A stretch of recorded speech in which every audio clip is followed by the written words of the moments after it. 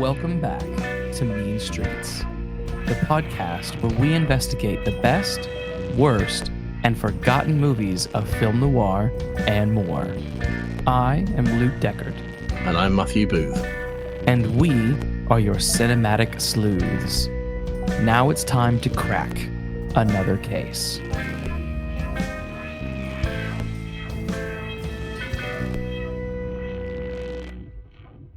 What are we investigating today? We are taking a look at 1946's Notorious, starring Cary Grant and Ingrid Bergman, written by Ben Hecht, and directed by none other than the master of suspense himself, Alfred Hitchcock. The IMDb logline is: the daughter of a convicted German spy is asked by American agents to gather information on a ring of German scientists in South America. How far will she have to go to ingratiate herself with them? Widely recognized as a classic. Indeed. And in many cases, some have suggested it's one of Hitchcock's best, if not his actual best. I think his daughter or granddaughter made a comment about Notorious maybe being the best film he ever made. That he ever made, yeah. He's certainly held in high regard, that's for sure. First impressions. Do you remember when you first saw this? Not vividly, but I will have been, I don't know, early teens. Early teens. I was introduced to Hitchcock films by my parents, who liked films like, well, my mum loves Psycho, but my dad likes films like North by Northwest and Rear Window, The Man Who Knew Too Much, the James Stewart version. So we used to watch these, Saturday night sort of thing. And this will have been one of them. I've obviously seen it loads of times since, but I haven't watched it for quite a while, a few years. So it was interesting to revisit it. It is one that I enjoy. I've always liked it, but I've had some interesting thoughts while watching it for this, which we'll come on to. I, similar to you, I grew up watching Hitchcock films. If I saw this when I was a kid, I don't remember. I was a big Cary Grant fan, so I remember watching a lot of Cary Grant movies when I was a kid, and To Catch a Thief has always been one of my favorites of Cary's and Hitchcock's.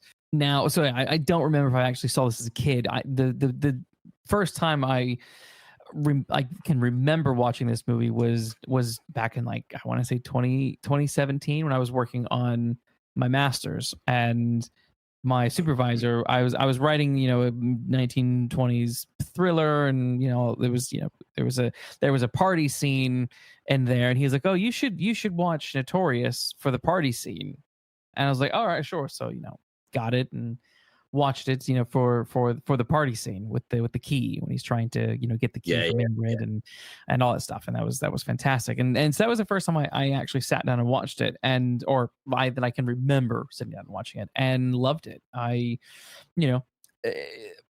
thought Cary Grant is always a win for me. I thought he was fantastic. I thought Ingrid Bergman was great, and Claude Rains. I mean, come on, Invisible Man, like. Yeah, Claude Rains. I'm great, big Claude Rains fan and Cary Grant fan. Yeah, so this was just overall it was I really found myself invested in it and enjoying it, and honestly there's I go back and forth with Hitchcock. I'm not a great lover of Hitchcock generally. Psycho is good, I appreciate it. Like I think Birds is overrated. I think Birds is actually like kind of terrible. I do. You've mentioned that before. It has moments that are scary, but I think overall it's kind of boring. It's just I have to say there are other Hitchcock films that I would choose to go to before I went to the Birds. I have to be honest. Yes. Yeah. I like Rear Window and To Catch a Thief and stuff like that. But I'm not I'm not a connoisseur of Hitchcock, and B, I'm not a unabashed lover of all of his stuff. So yeah, I still like to say that I enjoyed this one. This one feels slightly different to some of his other movies, but then also this is very different. Yeah, but then also there are ways that it's very Hitchcock in certain ways. but we'll peel that onion when we get there. So that's kind of my first impression was watching it for the party scene while I was doing my MA, and enjoyed it. The scene where it comes down. You're talking about the scene where it comes down the stairs. It zooms in. Yes, that would zoom in on her holding the key behind the back. Yeah. So there's a very similar scene in a film from about 10 years earlier, which I think is called Young and Innocent, and that the killer or the villain has got this optical tick. He has a twitch in his eye. And there's a shot from this. It's a Hitchcock film. There was a shot from that where there's a band playing at like a tea dance, and you zoom through all the dancers, and you go right into the band, all the way to the drummer, and then all the way into the drummer's face, then all the way into the drummer's top half of his face, then all the way to his eye. He gives the eye twitch. Nice. And it's the same principle. Yes. Going from big scene or big place to very small crucial plot detail. Yeah. So he's sort of pastiching himself in that particular scene in Notorious from Young and Innocent. It worked really well. I assume that would have been. I mean, they're both sort of tracking shots, but I think this one actually properly zoomed in from afar, which is just really quite incredible stuff. I loved it. He's obviously he's got 10 years experience from Young and Innocent, so he's obviously learned some more technique and stuff, and it's a much more polished. It's just interesting. He has the same idea of telescoping into a crucial plot detail. Yeah. It's almost like it's things that he's picking up along the way, honing them and executing them here.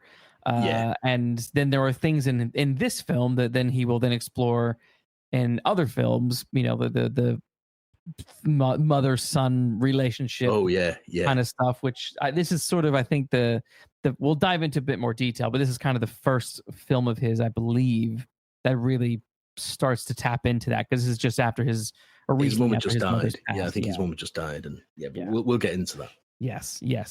So we might as well go behind the camera and talk about how this sucker got made. So this came out September 6th, 1946. Its budget was $1 million, and its box office was $24.5 million. That ain't bad.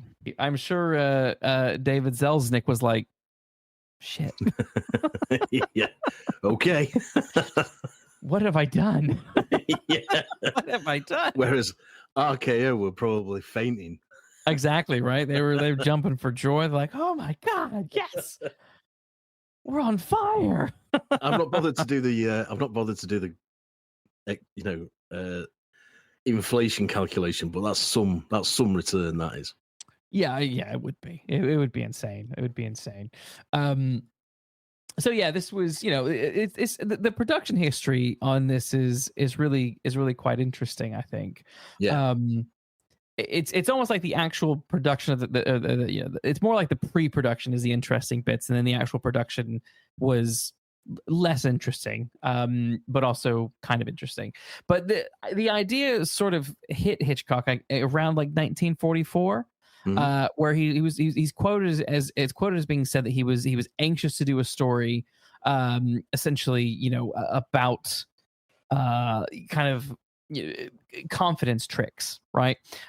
He wanted Ingrid Bergman to play this particular woman, and her training would be similar to that of Marta Hari, who anyone doesn't know was during the First World War was a Dutch exotic dancer who was convicted of being a German spy. And so she used her, she's a femme fatale. She used her wiles to get information and, things like that. And, I like this idea. Hitchcock wanted to take that idea, but flip it and have the Americans use this, an American intelligence agency use this concept to, fish information for, about, Nazis hiding out in, in South America. So I thought that was quite interesting. He was very keen to kind of chip at this right off the heels of the Second World War ending. He wasn't wasting any time. Not wasting any time. No. and of course, a few years later, it would have been pretty much redundant as a topic. You know, it'd be out of date because he'd really need to be looking at Cold War then, you know, and making it something quite different. So I think he probably knew that and was probably eager to get going. Yes. While it was still, you know, the war was still lingering in people's minds for a long time after it ended, of course. So you know, it would still. Well, I guess have been at this point the war is technically still going on, so he's very eager to. Technically, the war is still going. Yeah. By the time it's released, of course, but technically the war is going on when he's plotting it. Yeah, when he's putting it all together. So yeah, and the idea of a Mata-Hari story, I think is, you know, that is interesting. She is a sort of femme fatale in the sense that she gets by, you know, living on her wits and using her assets, shall we say, as and what she's got. And it's just, and that's an interesting actual nefarious purposes. Yeah, yeah, and it's a fascinating topic for, you know, you can see why Hitchcock was attracted to it. Oh, definitely. Well, he sold it to RKO, the concept. He sold it to them as the story of a woman sold for political purposes into sexual enslavement. Yeah. I mean, damn. Yeah. 1944. 1944, folks. 1944. They're like, you know about the Hays Code, right, Mr. Hitchcock? Yeah, well, he does a few things with the old codes, doesn't he? In this film, he does. He finds little ways of sneaking around it. I think he that pitch, the story of a woman sold for political purposes.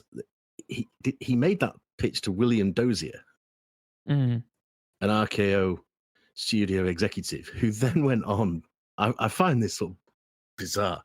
He then went on, having greenlit or been convinced by that sort of dark political and sexual pitch to be the brains behind the Adam West Batman series. I mean, it all tracks. I guess it's just nuts. That is totally. You couldn't get two properties that are any more different than this. But there you go. You know, no, Hollywood's a strange machine. It is, man. It's interesting that the sort of the root of this idea really comes from a short story called "The Song of the Dragon" by John Taintor, or John Taintor Foote. This was a story set during the First World War, and it's very similar in that it's about the feds who approach a theater producer. And they're like, hey, I know that you used to, you know, be macking on this girl over here. We want you to, you know, help us recruit her to, you know, enter into a relationship with a, you know, some saboteurs. It's basically the same premise of what you get here. Yeah.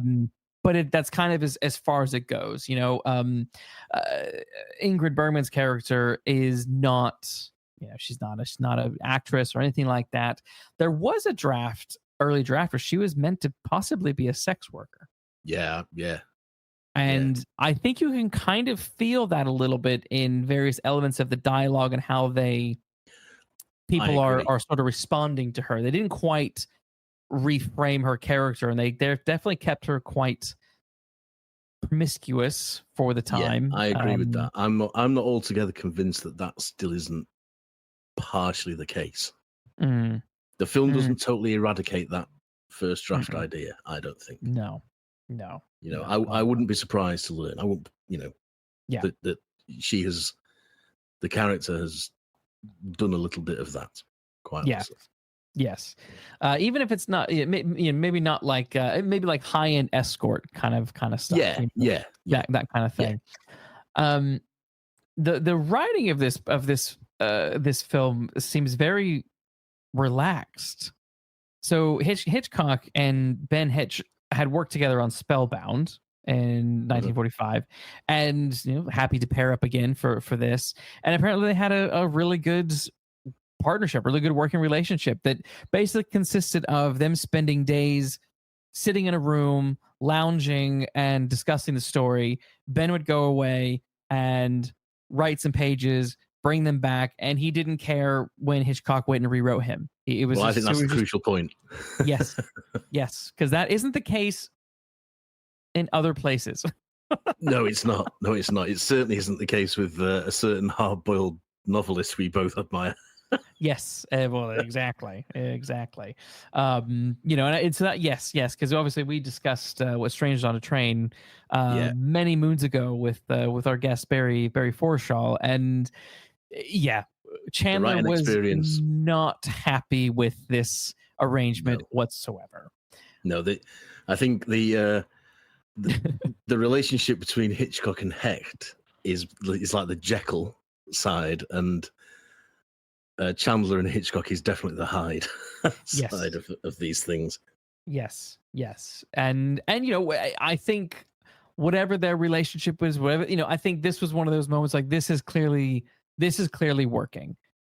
Yeah, and I don't think you can, I don't think it's a case of Ben Hecht saying, well, I'll just go and write a bit and who cares. I don't think it's a case of, because I couldn't find anything to suggest that it was dramatically rewritten by Hitchcock, and we know that Hitchcock would have fired him if he was totally dissatisfied with the work he was doing. So I think it's just, it was working, and the collaboration was working, and it produces something that in itself works. Yes, and that's because on the sort of the general sort of like plotting and characterization of stuff, I have there might be some small little gripes here and there, but if I were to compare this to Strangers on a Train, well, this is infinitely better than Strangers on a Train. I prefer this to Strangers on a Train. Yeah, and I think part of that is down to sometimes you can just watch a film and you can tell this is all clicking. This is the creative teams are all clicking for one, for whatever reason, and you can just feel that in the performances. You can feel that in the visuals. You can feel it in the music. Lord of the Rings is probably the most perfect example of that. Like everything was just spot on, perfect across the board, and you feel it. You feel that. You feel it. Synergy, and I think there was something to it with this as well. Like there was, one thing that was interesting during the actual production is Hitchcock doesn't really like to be told what to do or how to or to change things, but he had an interesting relationship with Ingrid Bergman, where she can actually say, she was able to talk to him and say, look, this isn't working. This isn't what my character should be doing. And he was so infatuated. Well, he's rumored to have been infatuated with Ingrid. There's conflicting, reports on if it's accurate or not accurate, but they clearly had a lifelong friendship, clearly had some respect for her and listened to her. So again, it's one of those things where, like, unlike that butting heads with Chandler, he's listening to the people around him. Yeah, it's interesting that, and I think that's because I'm not sure where I stand on the infatuation point, because I can't find hard evidence for it. I feel like it's just like people saying shit. Yeah, I think it is, because if you take the evidence of what he did to Tippi Hedren, how he felt about Tippi Hedren, and Vera Miles, people like that, he really went for them,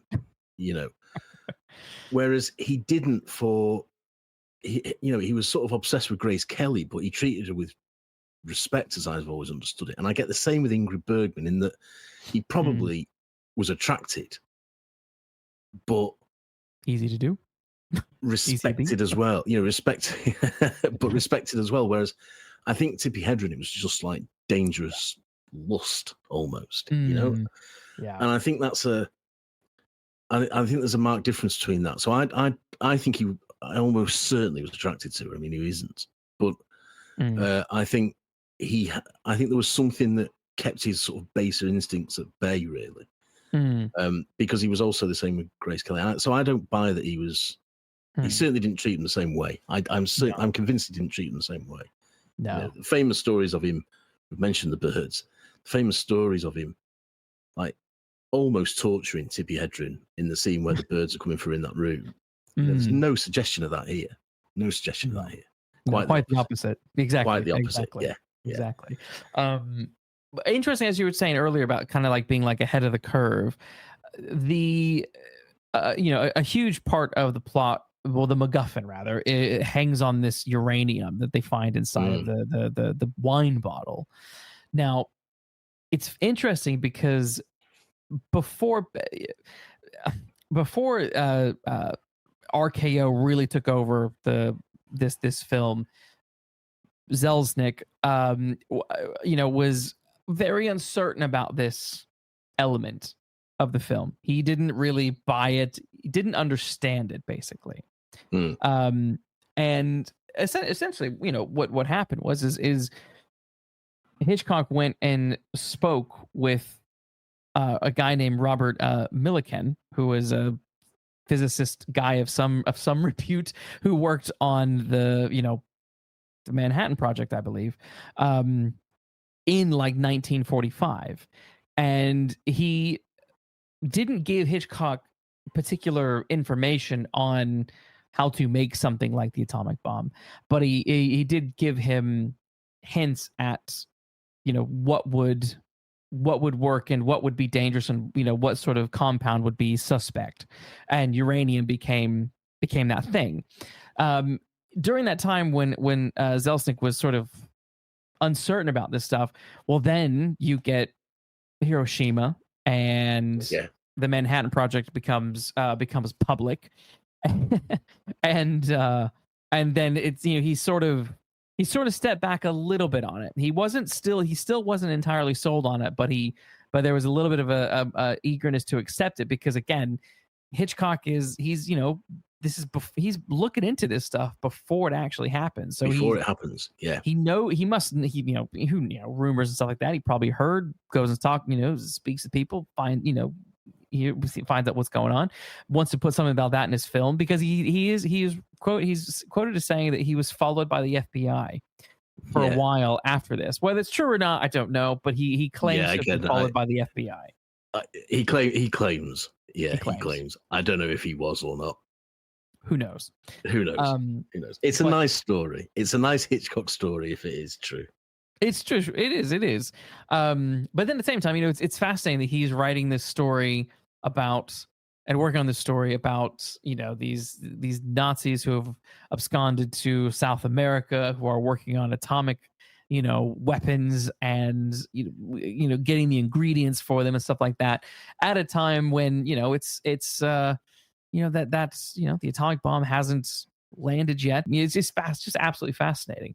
I wonder if it came afterwards. I wonder if it was more a case of Hitchcock saying, they're doing something and we'll work out what it is later. Possibly. And then saying, what's the worst thing that they could do?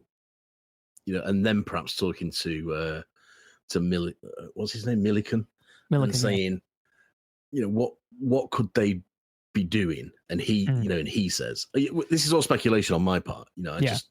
Well, it said it happened in like mid 1945, and they didn't start shooting this film until 46. So, but yeah, I mean, it's a great MacGuffin. I think it's a brilliant MacGuffin. It's one of his best MacGuffin, and the fact that it's rooted in things that were happening or were about to happen makes it even more tasty in a way. Yes. If that's the right word to use. It makes it all the more tangible and all the more of a threat. All the more it raises the stakes.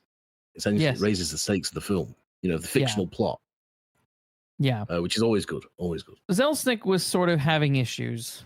Yeah, multiple issues was he having. He apparently still didn't entirely like the uranium stuff. Wasn't really sure about Cary Grant's character either.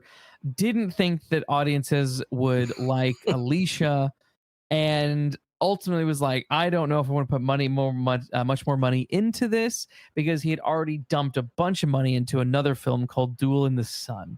Yeah. So this is where he's like, you know what? Screw it. I'm done. He sold Notorious to RKO as a package. So he's, everyone who was involved, he just gave it over to them. He got a chunk of change for this. He got $800,000. Plus 50% of the film profits. Yeah, I mean, that's not bad for something you're bailing on, is it?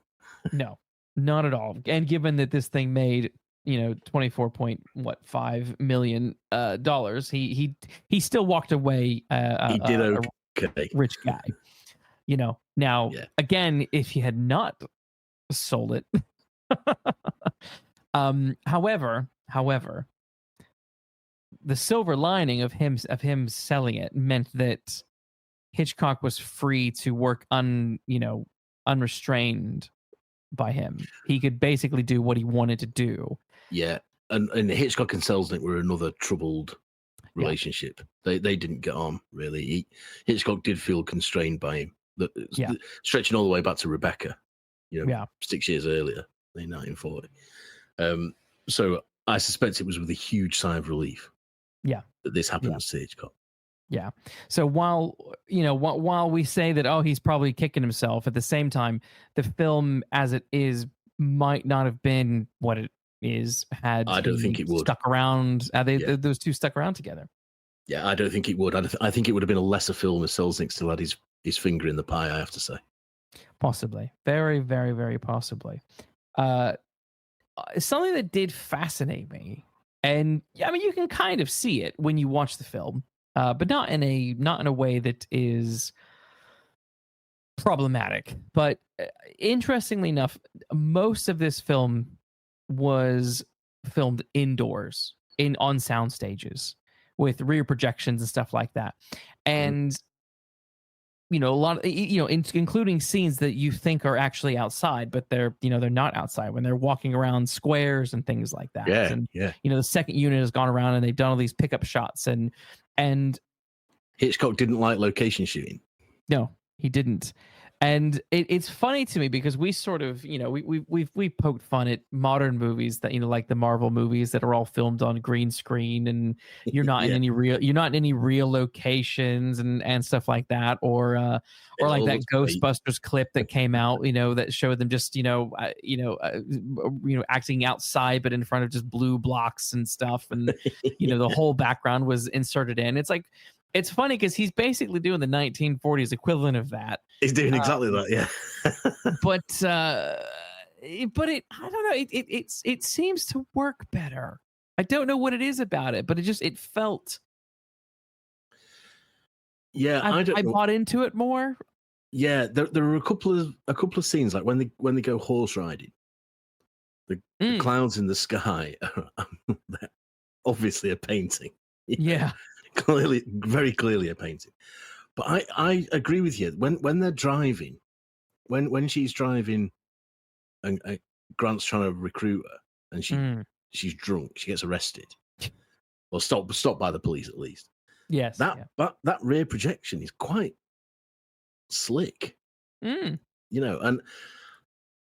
I compare it to North by Northwest, where Grant's driving a car when he's got a full bottle of bourbon poured down his neck. That does look fake. And I wonder if the fact that this is black and white has something to do with the fact that it doesn't look fake, or as fake as it could. I think so. Because it certainly stands out more in colour. Stands out more in colour. Yeah. And I think with black and white you can fudge things. I think better. so. I think so, because I recently watched the 4K of To Catch a Thief, which is, again, one of my favorite films. But I mean, there are moments like, oh wow, yeah, you can really tell that's fake. yeah, and you certainly kind of North by Northwest, you can tell it's fake. Yeah, color I think doesn't help that, no. And maybe that's part of the problem with some. I was just going to say maybe that's part of the problem with CGI in this day and age, that color just emphasizes it. I don't know. But then you look at other films, like when we did Sin City, which is all stylized black and white, but it's fun as heck and wonderful to fun to look at. Yeah, exactly. I think black and white makes a lot of difference. I think I'm not saying it hides a multitude of sins, but I think it eases those techniques that are used for whatever reason, to substitute indoor for outdoor for indoor. And they don't. The rear projection in this doesn't take me out of it the way that the CGI does in modern movies, in Marvel movies and the like. Where it's so obvious that it's not real. Yes, there is a difference here, and it's not just that it's an older film and it's a classic film. It's not that. It's not just that it's Marvel. It's all them sort of modern movies that use this technique. Yeah, they all look fake, and this doesn't. And the only thing that's different is the color. Yeah. So for whatever reason, I'm not a film technician, Well, it's color and lighting and stuff, because I recently saw set pictures of Zodiac that I wasn't aware of, and there's scenes of it's Mark Ruffalo when he's outside on one of the streets. I remember the scene. I can't remember whose house they're outside of, but they're outside someone's house, and effectively the whole thing was shot on a stage, and it blew my mind. Yeah. It blew my mind because what it really told me was that it's like, okay, actually, you can shoot this stuff on a stage, and use your blue screen, your green screen, and make it work. But the reason it works in these scenes I saw from Zodiac was because the lighting was spot on how natural lighting would be also at night. At night, yeah, there's something in that. The way the street light bounced, the way it was hitting, everything was how that would be naturally. And so there was, the DP clearly went to a lot of effort to make this look believable. Because when I watched that film, I mean, I just assumed, I've never deep dove into Zodiac and the filming of it. I just always assumed that all these scenes would have been filmed on location with a little bit of, painting the background to make it 1970s, Los Angeles or wherever it happens. I've never thought it was anything but location. I have to say. But there are moments that I thought were location that are actually just sound stages and stuff. I was like, well done. All credit. Black and white must help. Black and white, and it's like Ridley Scott with Blade Runner. Nighttime, fog, and rain. Yeah. You can hide a lot. Well, I know that The Elephant Man is shot in black and white for a variety of reasons, and I think part of the reason it's shot in black and white is to hide the fact that in color it looks like a mask. On the last thing on the production side, let's talk about the kissing scene before we dive into the story in more detail. Okay. This was the thing we mentioned earlier, where he sort of stepped around the Hays Code, which at that time, basically, if you had kissing scenes, which this particular scene went on for, I think it's like two and a half minutes. But the Hays Code basically said that kisses need to be limited to no more than 3 seconds each. So, little pansy. It's just so funny to me. These ultra conservative. It's like, it's just funny because, like, okay, all these people watching this stuff pretended to be all like, straight up, or like they're still going home and they're fucking, Yeah, exactly. Like, it just baffles me. It baffles me.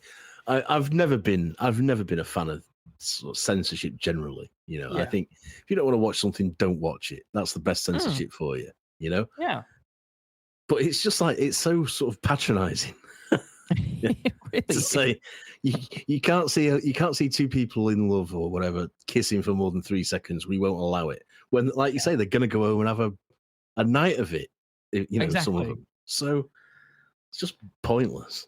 And also in a film where your main female protagonist is being labeled a promiscuous, possibly sex worker, possibly a lot of notches on her belt. It's very of that time, stuck up, prudish. Well, and it's just behavior. It's just hypocrisy, isn't it? Because they're quite happy for it to be promiscuous in terms of the plot, but we mustn't see her kissing for more than 3 seconds. Yes. What are you talking about? I can't stand it. I really can't. So I kind of, it is funny that I sort of love the middle finger to the Hays Code with this, where it's a lot of these old sort of noirs kind of do that. They find ways to sort of step around it. We've talked about it with other films like The Big Sleep and stuff, where they find little ways of trying to insert things or get things around the using innuendo and suggestion and things like that. But I, it was funny because both Grant and Ingrid were sort of nervous about this scene because they were sort of like, what the hell's going on?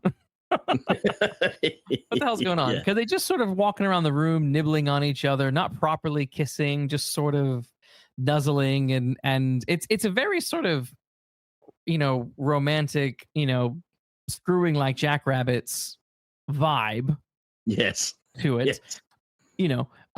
Which is fun, but like the whole time they're just talking about food and chicken and getting messages, and but it's a fascinating scene. Do you think that it works? I'm going to preface this by saying I love the middle finger as well, and I give all credit that I can to Hitchcock for doing it. Yes. Does it work? No, it starts to look a bit ridiculous after a while. However, it's the best he can do, isn't it? Yes. It's the best it's the best he can do with the tools he's got, I suppose, is what I'm saying. And yes. So objectively, no, I don't think it necessarily works. I think it does start to look a bit clingy, and a bit silly. Is it? But I absolutely applaud the reason, the thinking behind it. Is it because Grant isn't giving much back? Well, I think it's because no adults behave like this. But yeah, I think it is. I think it is that Grant's very much more sort of like a stick, and she's hanging off him, and he's cold and aloof. She's all in for it, isn't she? She's just like you say, kissing his cheek and then his neck and then his ear and then kissing the other cheek and just sort of kissing him all over like a sort of unwanted aunt. And I just think it starts to get a bit daft after a while. But I have to make it clear that I fully support the intention, and I fully support the desire to stick that middle finger up at the code. And I have to say, what else could he have done? So yeah, I sort of like it and don't like it. Yeah, but there's two things that are funny about it. One, Ben, the writer, was like, "What the hell was that about? All they're doing is talking about chicken." Which, to be fair, yeah, I kind of get it. They could have maybe had a more romantic conversation going on. Something a bit more personal, maybe, possibly. Second, the idea for this came when I can't remember where he said he was. I think he was like in France or something. But Hitchcock said he was in France. Yeah, now this is bizarre. Saw a guy taking a piss while his girlfriend is holding on to his arm the whole time, having a look at his dong while he's having a wee, looking around, but it wouldn't let go of him the entire time. Yeah. And this is one of those things where like you find this so often, people are like, oh, this just isn't believable. And then it's like, actually, I saw something like this in real life. And then it's that truth is stranger than fiction moment. Yeah, of which there are many. Yes. And so for me, it's I love the finger to the Hays Code. I love the concept. I love the idea behind the scene. I think what doesn't work is some of the, I think it's the dialogue. It's we needed something a little bit more between them that wasn't just I got a chicken in the ice box. Yeah, exactly. Well, I was going to say, you mentioned The Big Sleep earlier. If you compare this to the horse riding or horse racing dialogue in The Big Sleep, that is streets ahead of this. That's the sort of dialogue we needed. My only that was not necessarily a copy of it, because it wouldn't be right for these two characters, but we needed that sort of leaving you in no doubt what they're talking about. Yeah. And a chicken in the icebox, a frozen chicken doesn't really do much for me. No. It doesn't suggest sort of it doesn't suggest the same sort of love and near obsession that not letting go of your man's hand while he's having a wee. You know what it needed? It needed sexy food. Yes. It needed chocolate covered something, strawberries. It needed that. Yeah, it needed. Yes, it did. Yes, it did. I mean? Not a frozen chicken. Quite the opposite. No, exactly. if we had something like that, you could have, that would have gone a long way to emphasize subtly, or maybe not even subtly, but to work on the the innuendo of kind of what they're getting at. Because I mean, come on, like he's Grant's character, Devlin is clearly into it. He clearly wants it. He's fallen for it, but he's trying to be a bit stoic and stuff like that. But and Hitchcock said more. Yeah, and Hitchcock said romance must not be interrupted even by urinating when he was telling that story. Yes, that's right. Yes. I think, well, yeah, I get that. I understand that, and I applaud that. I absolutely applaud that. But this scene doesn't give me that. Yeah. You needed more reaction from Grant. We needed just a little bit more Grant, like succumbing to, this beautiful woman who's hanging all over him. Like, like, come on, man. Like, he's too aloof. He's too cold and too distant. Yes. But this is a really good segue into discussing Devlin. And just him generally in the film. I love his intro. I love him, just this behind the head shot during this party. He's just observing. He is the man in the room that no one is paying attention to. And you know who he is. You know what he is. Yeah. He's James Bond. Well, I was just going to say, beat me to it, because Grant was a contender for Bond. Fleming wanted Grant to be, and this is what I think Grant's Bond would be. If he'd agreed to do, because he said he'd do one, but he wouldn't do two. So if he'd agreed to do two, and we got Dr. No from Russia with Love with Cary Grant, Devlin is what we would have got. I agree. And if you fast forward to 2006, and you got Casino Royale, and you have that scene between Bond and Vesper when she's like, it's just easy for you, isn't it? To just switch off and, kill those people and not think anything about it. And he's like, well, I wouldn't be very good at my job if I couldn't. Yeah. And I mean, Cary Grant really is what Daniel Craig's Bond is, and what not more Devlin is more close to novel Bond than Connery. I was watching this whole time just thinking, I know this. I mean, this predates Bond. This predates the books. This predates all of it. Yeah, films. And I just kept thinking, I am watching a proto Bond. This is you are. You definitely are. I wouldn't be surprised if Fleming was influenced by this film and this portrayal, especially if he actually wanted Grant to be Bond. This is why he says Grant. This is why he proposes Grant. I think he's got Notorious in his mind. Absolutely. And when you see Grant, we'll get into the plot later, but he engineers so that he's invited to this big plush dinner party, and he arrives in a tuxedo. You're not telling me that's not what James Bond looks like? Yes. It's exactly what James Bond looks like. And just a thought about Casino Royale, when they have that conversation on the train, him and Vesper, and she says, "How was your lamb?" and he says, "Skewered." That's the sort of subtext dialogue we need. Yes, on the balcony in Rio. You know what I mean? But yeah, I agree. This is Cary Grant as James Bond. Cold, as book James Bond. Cold, ruthless, but a lover as well. Yes. Especially if you go back and if you look at young pictures of Cary Grant, and then you go back and you look at the original sketch for Bond. For Bond, yeah.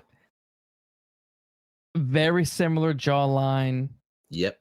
Very similar straight nose. Very similar jet black hair, slicked back. Yeah. Very much like what Devlin is. Like, it's like, this is I got you. I remember, I was thinking to myself watching it in preparation for this, thinking, I know why Ian Fleming named him as his. I'm not sure if he says it's his ideal choice, but it's certainly one of them. Certainly one of the ones that he wanted. Yeah, I mean, you can see it. Maybe when we'll post pictures. We'll post side by sides of, because there's a picture of Cary Grant that is angled almost in the exact same position as that Bond illustration. that would be fun to do a side by side. Yeah, we'll put some more. Yeah, I mean, I'm looking at a picture of him now with. I mean, it's champagne. Actually, we know from watching the film it's champagne, but he's got this like expensive glass in his hand, and he's in a tuxedo, and he's got Ingrid Bergman by his side. Yes, and it just looks like Bond and Vesper. It does. It's brilliant. It's great casting, I think. It is, which is why during that kissing scene, to bring it all back, during that kissing scene, when he is cold and aloof, he's on the job. Yeah, he is. That is working. Work. Yes, he's working. But he's conflicted inside in the same way Bond is conflicted with Vesper, and that he is falling in love with her while he's trying to work. Yes, and doesn't in the book he says something about that, doesn't he? He says like they're always getting in the way of just getting the job done. You know, things like that, and that's Devlin all over. And I also like the fact that he's got that broken heart as well, because he lost her, which is what happens at the end of the book Moonraker, you know. And I think that Bond loses the girl in Moonraker, and I think that's I can see in Devlin all that. If they made a film with Cary Grant as Bond, and he played it like Devlin, and it was the sort of Bond just after Moonraker, or the next mission after Moonraker, you're pretty much there or thereabouts for an ideal Fleming book faithful James Bond interpretation, I would say. For anyone who thinks Cary Grant is, a comic, I mean, he is. He was a great comic, or too light for Bond, I say watch Notorious. Yes, but also, I mean, my God, Sean Connery's cracking jokes the whole time. Yeah. Roger Moore's entire Bond tenure was Roger Moore gets the flack for creating the comic Bond, but Connery was doing it. Connery did it, but Connery was cool and suave. Connery was makes that fucking clown. Connery makes that crack about listening to the Beatles without earmuffs. But yeah, the delivery is all different. The delivery is different.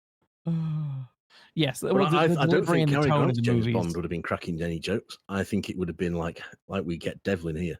I think, and I think it would have been superb to see. Yes, yeah, I agree. I agree, and it's funny because even when I was a kid watching Cary Grant and stuff, and I was in that time when I was watching Connery's Bond, and I was watching these films, I always thought in my head, I always envisioned Grant as a Bond character, as Bond. Yeah. And I was thinking, man, why were they never? And it's just funny to me that as child Luke would see Grant and would see Bond, like he was born to play that role and he never did. Never did. Except for maybe here. Except for here. Yeah, I mean, this is Bond in all but name, but like you say, it's pre Bond's creation. So it's ahead of the Bond curve as well. Got to have been an influence on Fleming. Must have been. Yeah. But totally different to Grant's other great spy film, North by Northwest, which is a much more, if this is sort of Connery Bond, if Notorious is Connery Bond, then North by Northwest is Cary Grant's Moore's Bond, Roger Moore's Bond, sort of much more light-hearted and flippant. And in North by Northwest, his performance in North by Northwest isn't James Bond to me, but Devlin is definitely a prototype Bond without a shadow of a doubt. Absolutely. It was spot on. I was watching, just like, oh, this is great. It's like I'm watching a non-canon Bond film. It predates Bond. It's proto Bond. It is.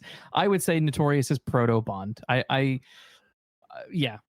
got to be some literature out there somewhere that says, that confirms that Fleming was influenced. If he thought he would be a good Bond, it's because he saw him somewhere doing a good Bond, and just has to be this. It's got to be here.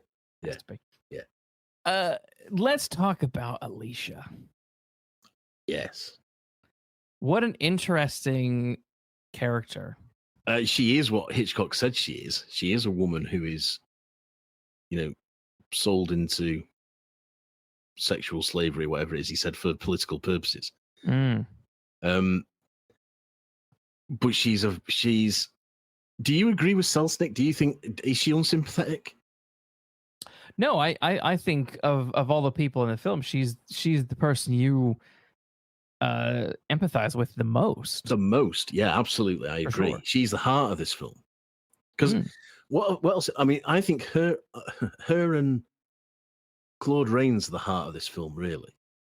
For me, yeah. Because Devlin is this cool, cool, detached, aloof agent whose misunderstanding of a situation is why she's in this position in the first place.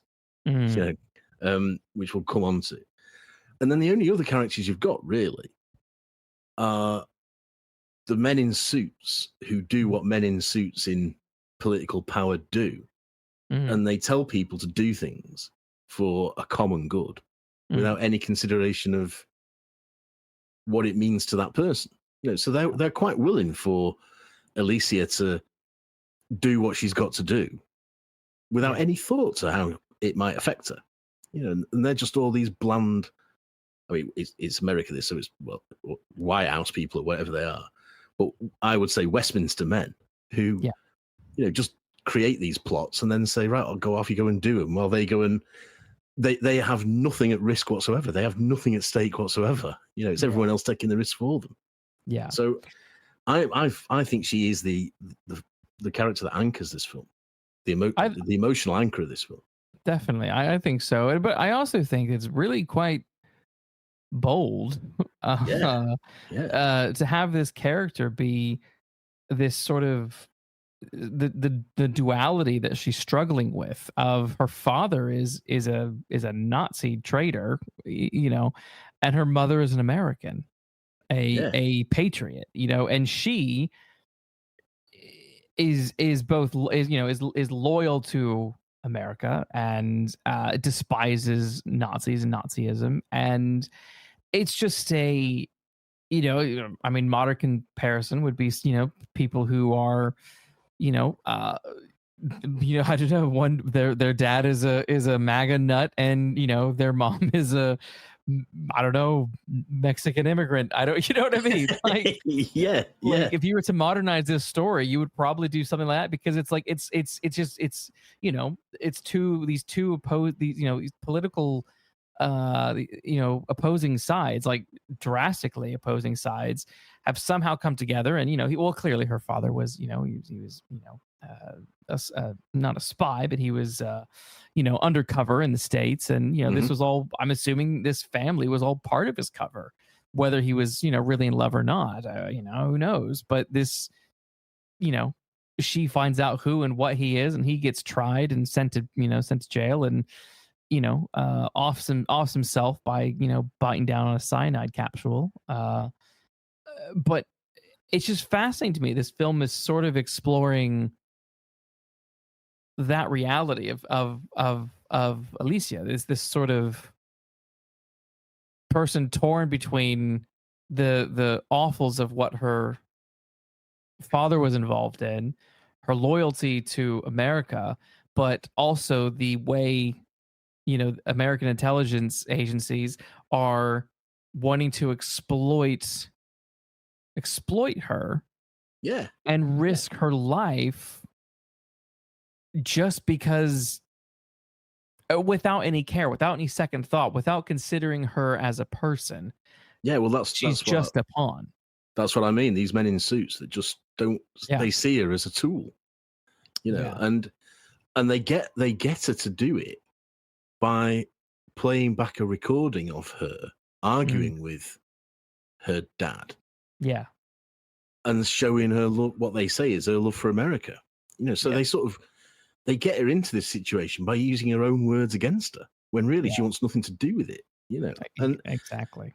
She's a pawn, but she's got to survive somehow. So what does she do? I mean, she's a very compelling character, this, you know, and of course she is what is notorious. What is notorious about this film is her reputation, because they think she's a loose woman. Yes.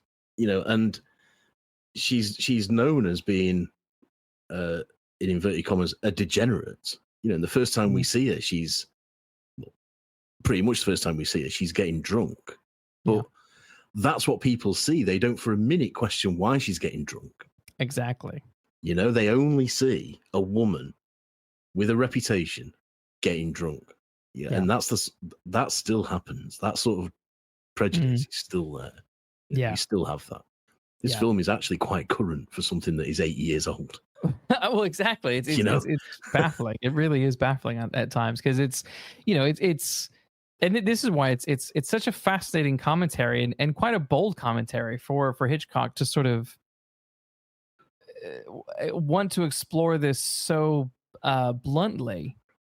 In this sort of, it's just it's a fun, spy movie, noir spy movie, but actually, like, Alicia, the sexism that she's coming across and dealing with is brutal. I mean, she makes comments about it all the time, about how, the way people view her and see her, and even when she tells Devlin that she's finally slept with Alex, with Claude Rains' character, there's just the way she phrases it is so sort of, well, this is the way you see me, as just some slag, so yep, I've done it, I hope you're fucking happy. She essentially says, doesn't she? She essentially says something like, well, look, this is what you wanted. And the reason that she's in this position is that he misunderstands.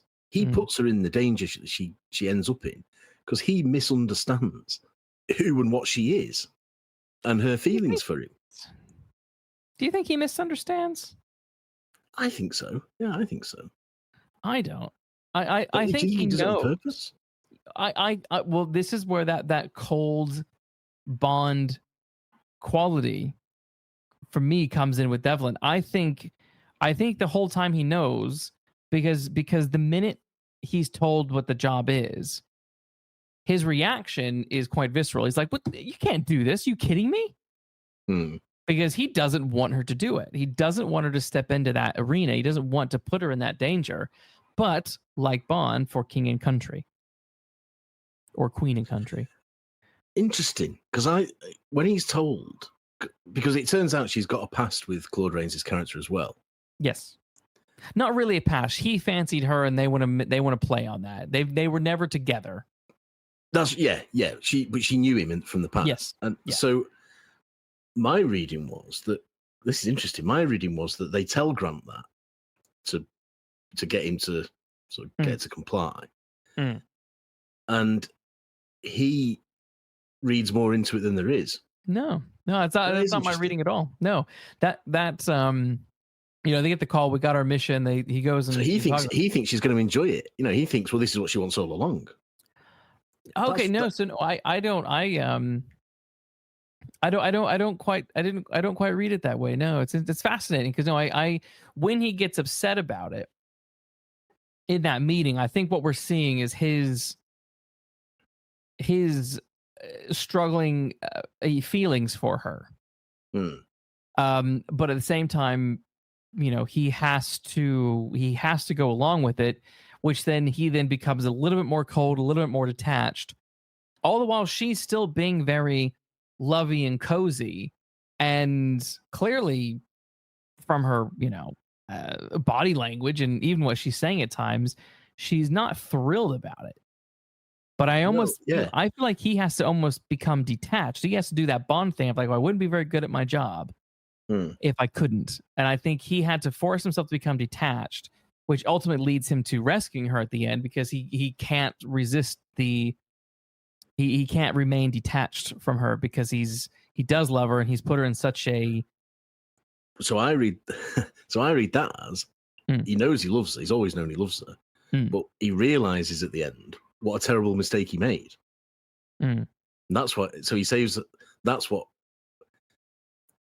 He sort of saves. He saves her because he's realized what a mistake he's made early on, and that she, he's misinterpreted her relationship, in inverted commas, with Claude Rains previously.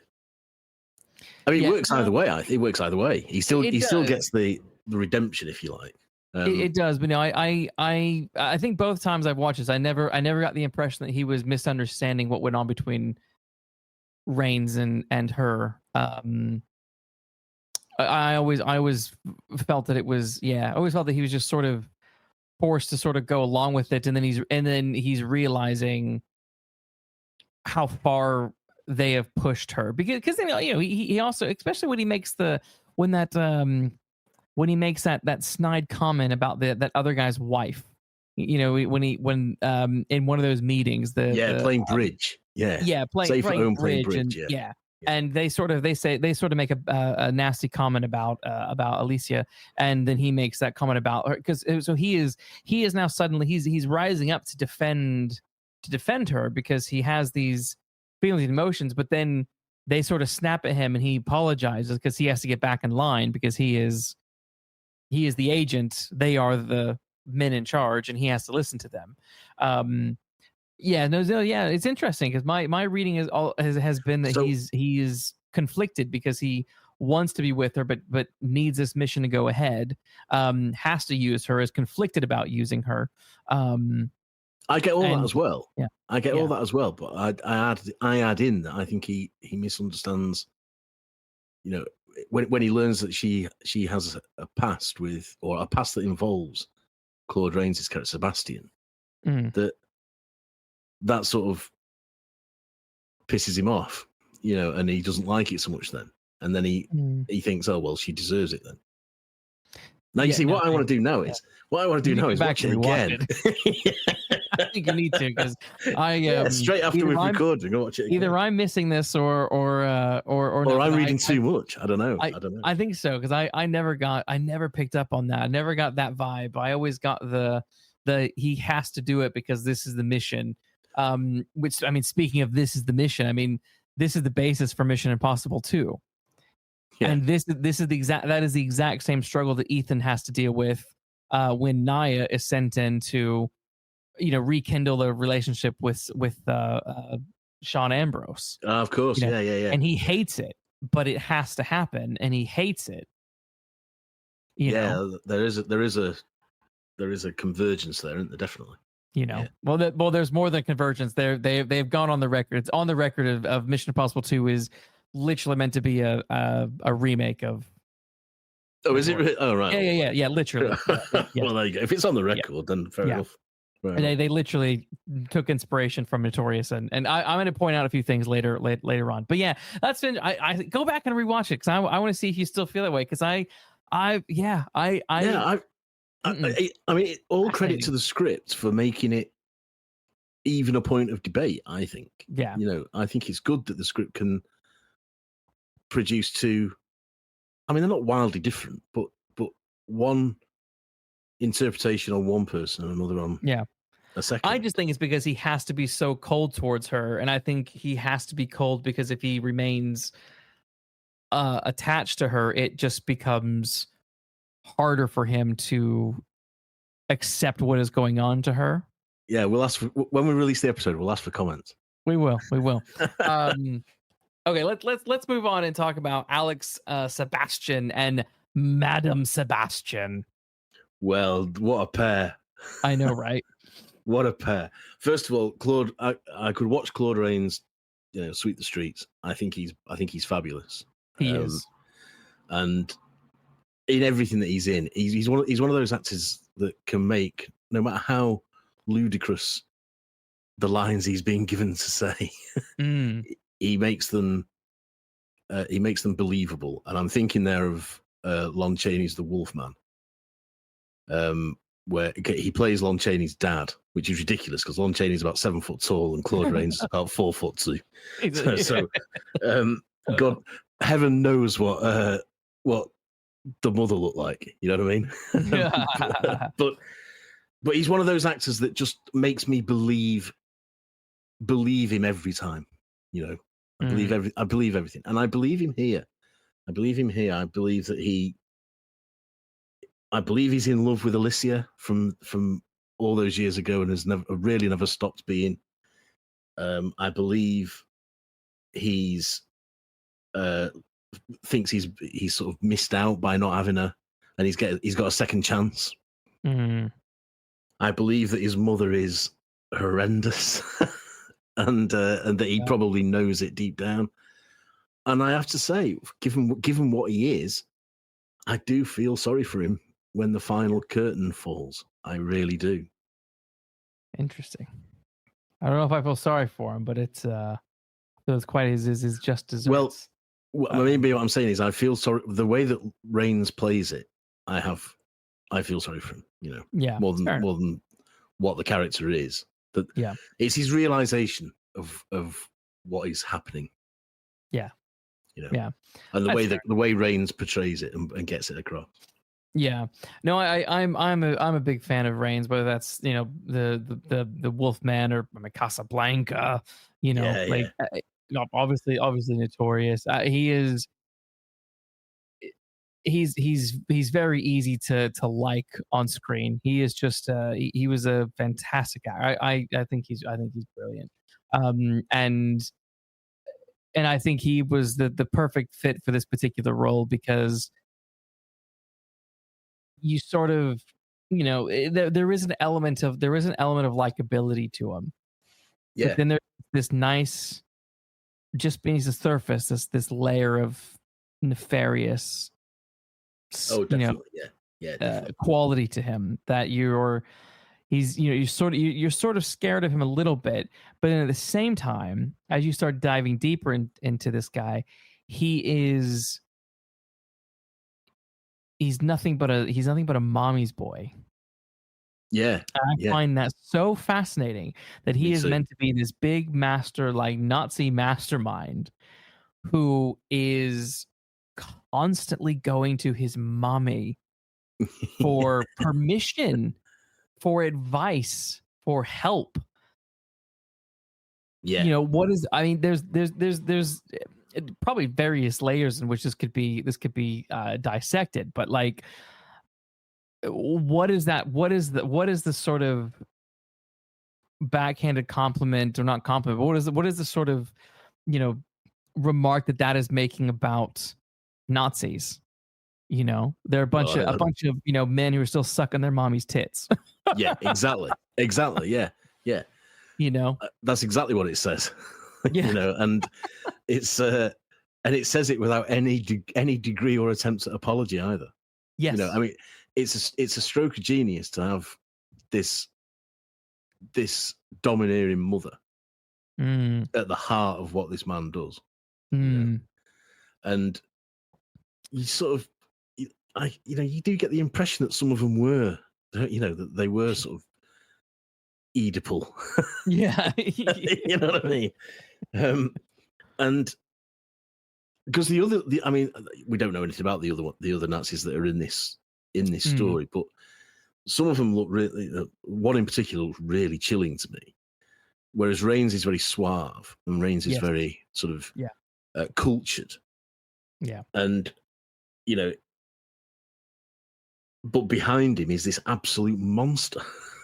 And there is an element of a sort of middle-aged Norman Bates about him. Definitely. There is an element of that. I wish I was free of you, but I don't know how I'd cope if I was free of you. And constantly asking her what to do, and her telling him how to deal with Alicia. Yeah. I mean, that is Norma Bates. Oh yeah. You kill her or I will, Norman, sort of thing. And she's saying she will have to go, but slowly, so that no one notices. Yeah. She's really unpleasant and really unsettling. A great performance. Definitely. Great performance. And one of my favorite character introductions in film, where she just sort of gets closer to the camera. As Alicia walks in, she's getting closer to Alicia, as if to say, right, I know what you are. Yes. Yes. You're Brilliant not taking my son away from me. Yeah, exactly. So yeah, I got very strong Psycho vibe. Again, pre-Psycho, both book and film. But some definite Psycho vibes in this, as we said earlier, on account of the fact that Hitchcock's mum has just passed. Yes, and I think he had some of those issues himself. I think so. I think this is that sort of first attempt to sort of explore whatever that psychosis is. Yeah, whatever that means. And is something that he will take on into his other films, and explore the sort of, I don't know, that there's a sense of kind of like that anger, frustration, that is, that he clearly has with his mom, and you kind of you get that same sort of vibe from Alex and his mother, like when Alicia is like, oh, where are the fucking keys? And he's like, oh, yeah. mommy has the keys, let me go ask her for them. Yeah. That's pretty much a direct quote. His house. This is his house. This is his place. He has to go ask his mommy for the keys to the closets because she controls them. And he goes and gets it. But there's that I just love that scene where he goes into her room, he knocks, mommy, and then goes inside, closes the door, and you're just sort of like, oh my God, what is, like, are they going to start yelling? Is he in trouble? He literally comes to her as this pathetic man-child.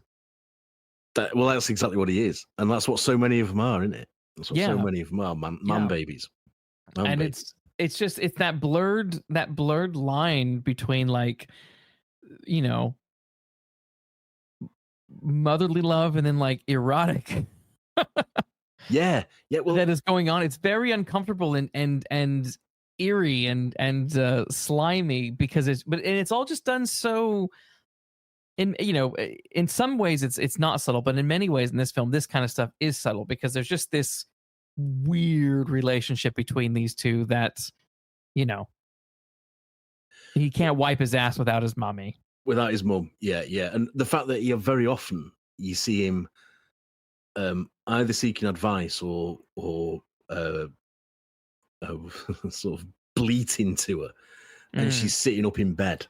She's like the adult. Yeah, he's gone to see his mum in bed. It's just all very like unpalatable. It's gross. But it says, it's informing on his character, because then at the end he cries like a baby, pretty much. Yes. Yes. He's not far off it, is he? At the very end. No. And again, we'll talk about the end later, but again, a very Bondy and ruthless touch from Devlin.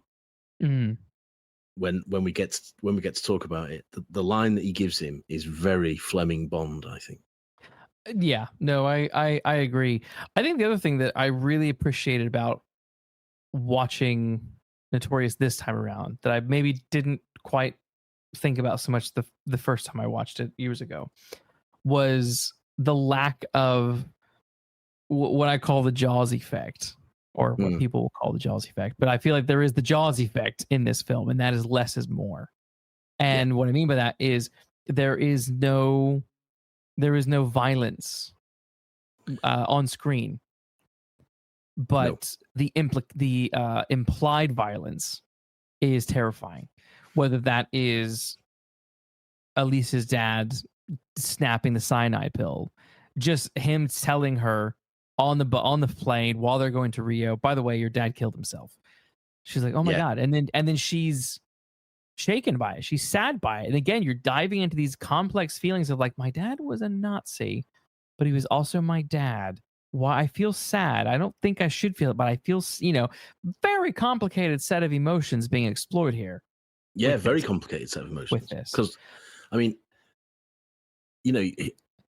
if you're the child of a monster, you are still that monster is still your parent. Yeah, it's complicated. There's a documentary about the BTK killer, his daughter, and it's quite a moving documentary. Actually, it's worth watching. But at one point she does say something along the lines of, he is still my dad, but I've got to come to terms with what he was and what he did. And I was reminded of that watching this, because you're right. Alicia knows what a dad was, but he was still a dad. Exactly. This is complex human relationships. This isn't this isn't sort of white hats and black hats. No, you know, this is real complex, believable, it's very human gray. relationships, and it makes it all the more fascinating and intriguing and compelling. Yeah, that you're dealing with things that happen, you know, and that have happened and are happening and will happen. Yeah, another really good example of it is the character of Emil, who, you know, he's outside the office. He's nervous to go in. You know, knocks on the door, goes in, and he's profusely apologizing for you know, fucking some stuff up, and and you know, you just see the terror, and then when that one Nazi stands up and says, "Oh, I will take you home. I'll take you home." No, and he, you know, as he's walking out the door and he's shaking, he's like, "Good night, Mr. Sebastian. You know, goodbye, Mr." You know, he's like, I am going to die. I am dead. Absolutely. I am a dead man now. Yes, absolutely. You know, and then when he does turn up dead, we don't see it. We just hear about it. But that performance mixed with what you learn later, it makes it all more scary. It makes it all more nefarious. It makes it all more sinister. Yes, sinister, definitely. Is the word. And that's why the ending is so good, because it's perfectly it's a perfectly pitched setup. Yes. With Emil, definitely. You know, and the fact that Claude Rains is there, Sebastian is there when it happens, so he knows these things go on. Yes. It's a perfect setup and payoff for me. Yes.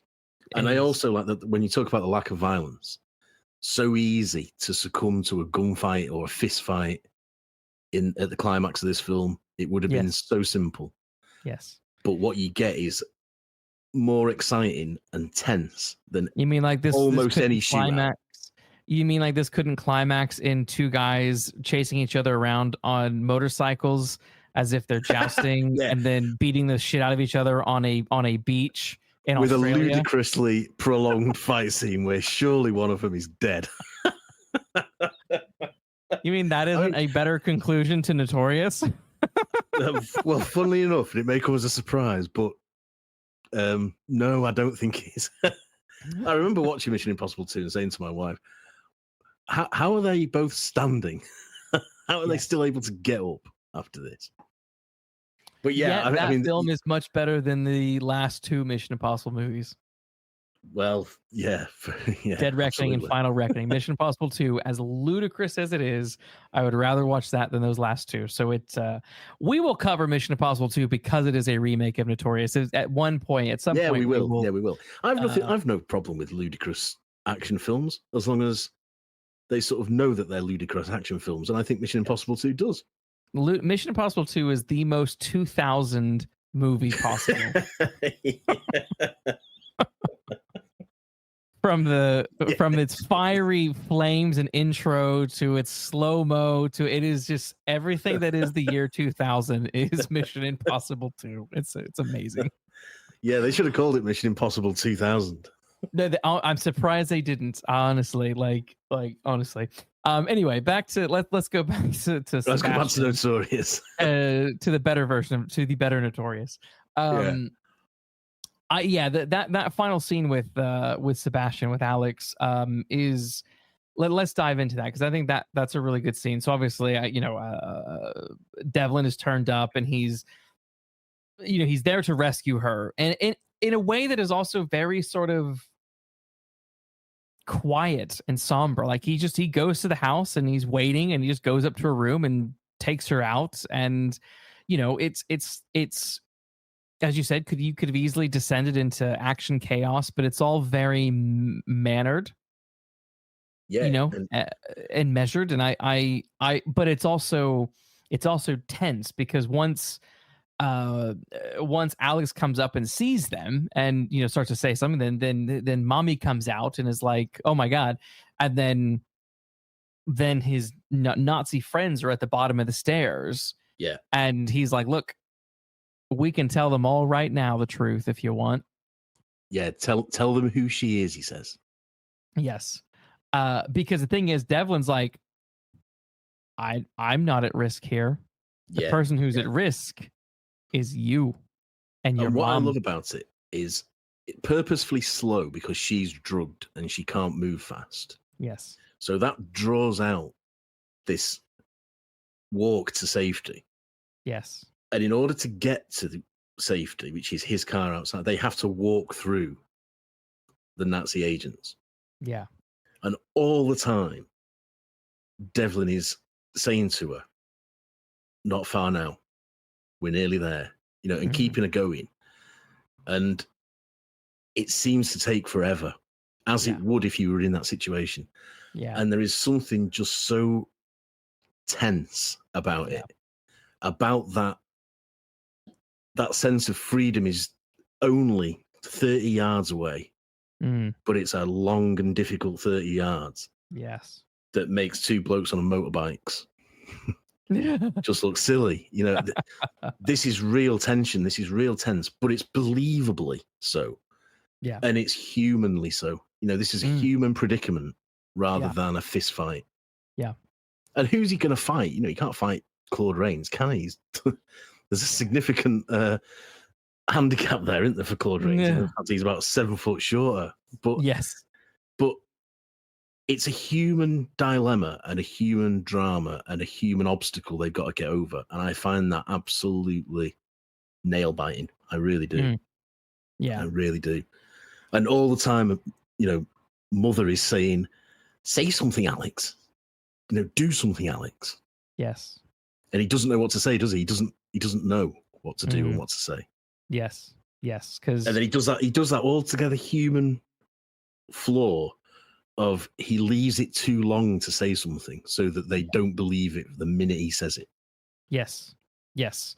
Yeah. It's so tense. It's such a brilliant scene, and they're clocking it the whole time.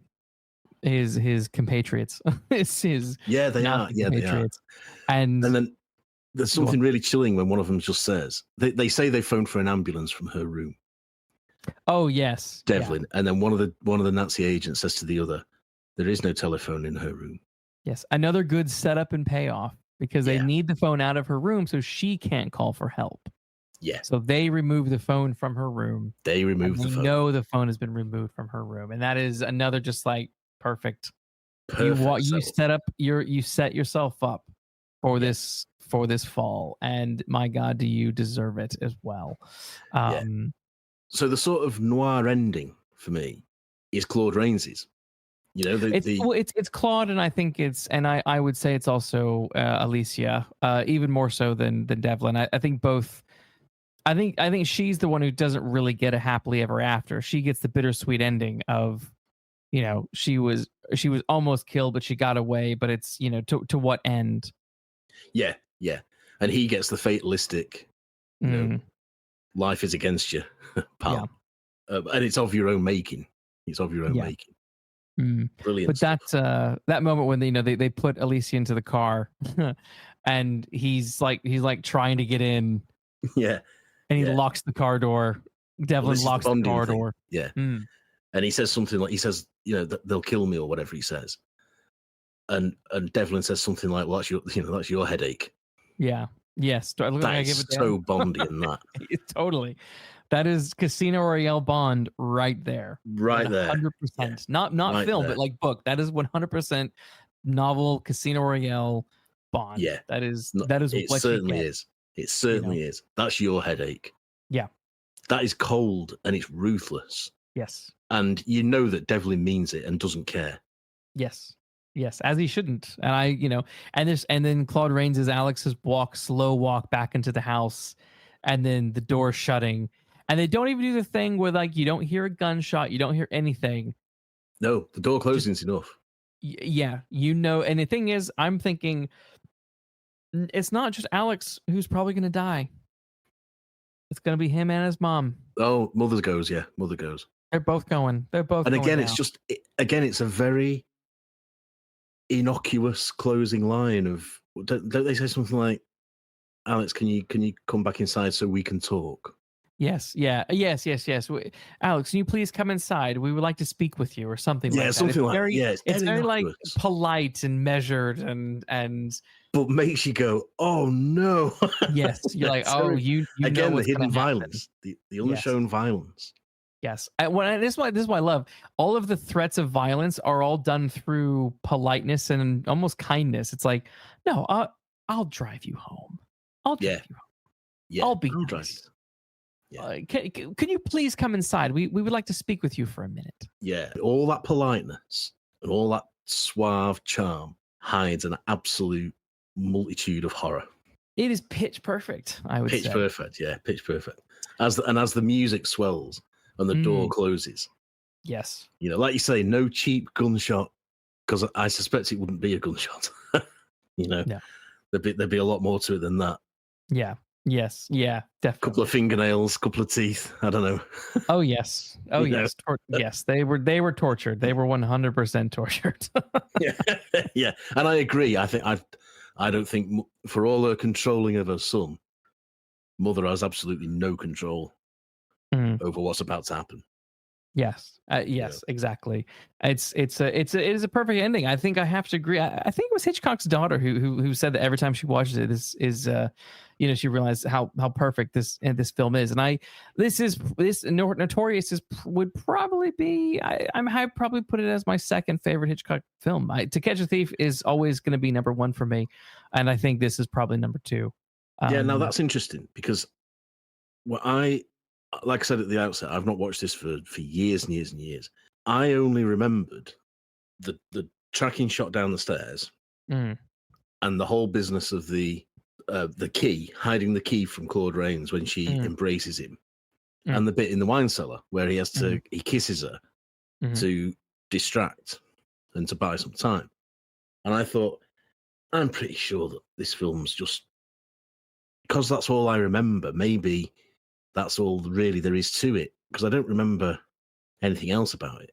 But when I rewatched it for this, it's full of stuff. It's full of brilliant character work, complexity, and it's all good. So it's rocketed up in my estimation from Hitchcock films. And it was only sort of low because I'd not seen it for so long, and I'd forgotten about it, really, because it does tend to be overshadowed by the Rear Windows and the Vertigos. And I mean, I'd rather watch this than Vertigo, I think. Oh, I would too. I'm not a big fan of Vertigo. No, I think that's another one. I'm like, I'm all right. Yeah.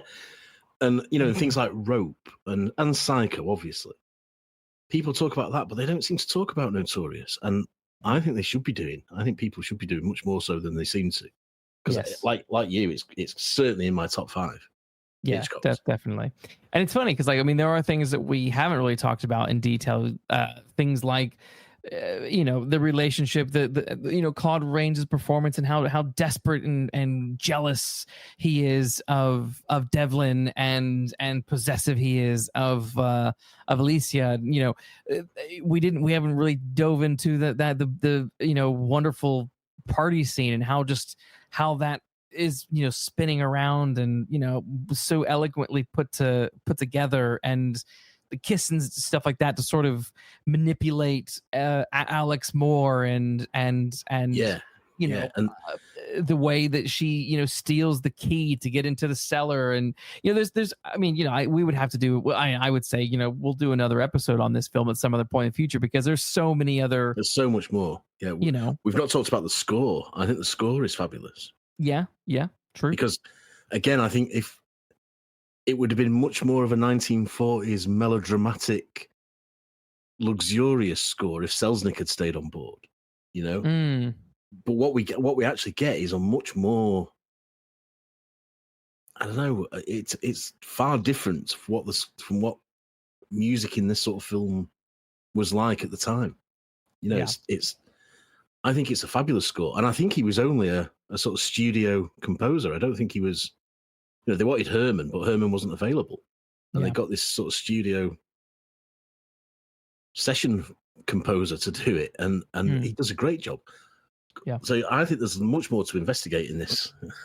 Yes. In this particular film. Yes. There are a few films that we've done that I think in time will probably warrant a second investigation, and I would say Notorious is one of them. There's I think so. There's a lot to sort of pick apart with this one, but I think probably for now we've done a good first sweep. First sweep. Of this one. Yeah. You know what I mean? Absolutely. I think we've tackled a lot. But it's a film that has a lot to say and a lot to offer. Yes, it absolutely does.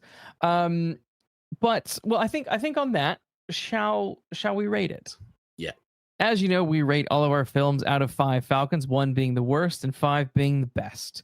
What do we rate Alfred Hitchcock's Notorious 1946? Start with you, Matt. It's 5.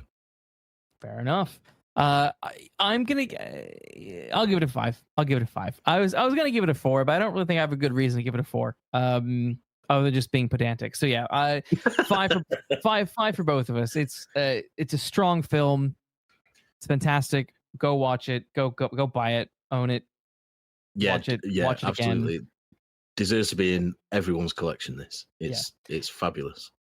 And I agree with you. I think this should be one of the Hitchcock films that is always talked about. This needs to be up there, and it's a shame that it's not forgotten or anything like that, but it is a shame that it's not one of the most popular. And I think part of the reason it's not is it's kind of gimmick free.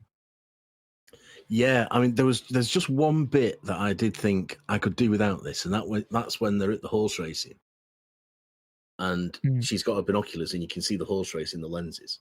And I think that's very clever, Hitch, but I don't need it.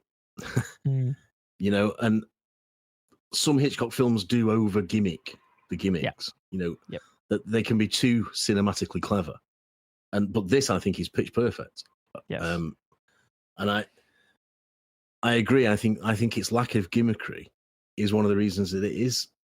I mean, it's not overlooked, is it? We said at the outset it's widely regarded as good, but as a classic.